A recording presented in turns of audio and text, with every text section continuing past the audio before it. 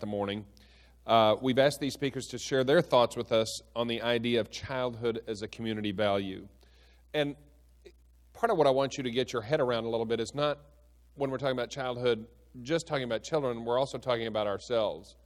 What about us? We're still children of somebody, whether they're present on this planet or not.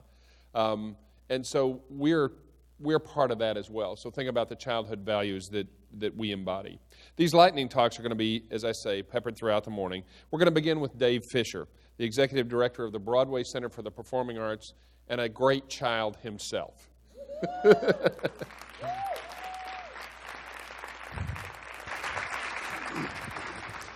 Thank you. Good morning. Well, surprise, surprise, folks, I'm going to talk about stories. Stories are so important to who we are as human beings. They give us meaning. They help us understand and how to navigate and help us find meaning in life. They help us see the world and help us make discoveries about places and people and about ourselves. Stories and the arts overall exercise emotions for us. They stretch us into being more fully human. They push us to the extremes and help us find our potential. And ultimately, the arts and stories are all about unlocking empathy. So now, should we do a minion? Okay. It's all about unlocking empathy. So now imagine, this is my business, right? You're invited into the theater. You're sitting elbow to elbow with your neighbors. The lights go down on the house, and a spotlight comes out onto the stage, right?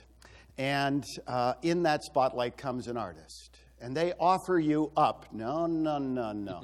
They offer you up the chance to see the world from their eyes, right? There's a chance for you to walk in their moccasins and then therefore open up your heart and connect with them. And that's for me why I get up every morning and what the arts are all about for me, unlocking that empathy. But now that we have you in that dark theater sitting elbow to elbow, guess what happens? And this happens every single time.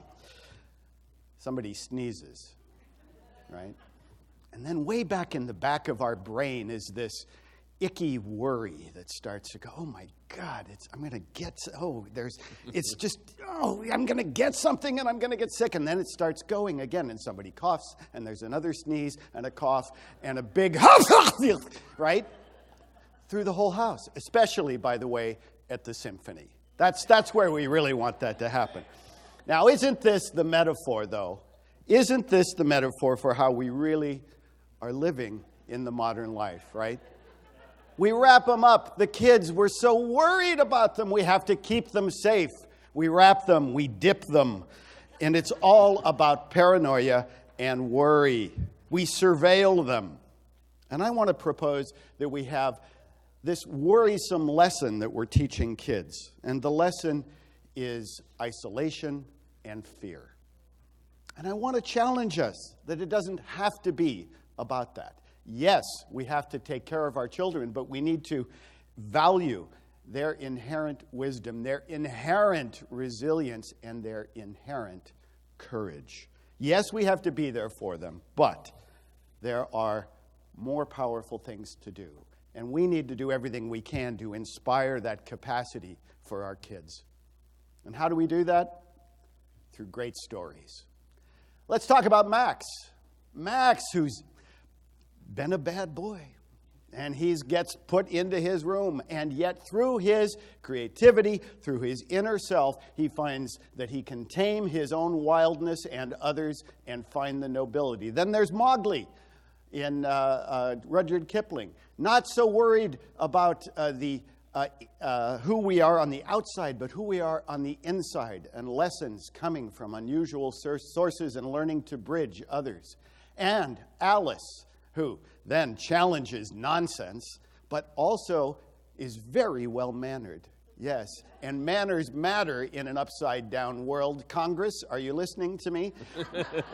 And then Scout, who is so independent and fierce in who she is internally, asks tough questions, calls out on hypocrisy, but has an authenticity for who she is inside. And Harry, of course, has a sense of humility and strength inside, a sense of loyalty to his tribe, but is passionate about service. And Claudia, in the bluest eye, courageous in the midst of evil, powerful in love, defender of what's right, and owns her own personal strength in doing that. These are children in literature who should be teaching us how to remember the child in us, how to unlock and honor the child and their power. Yes, we have to keep them safe. We should be role models and sharing all of that.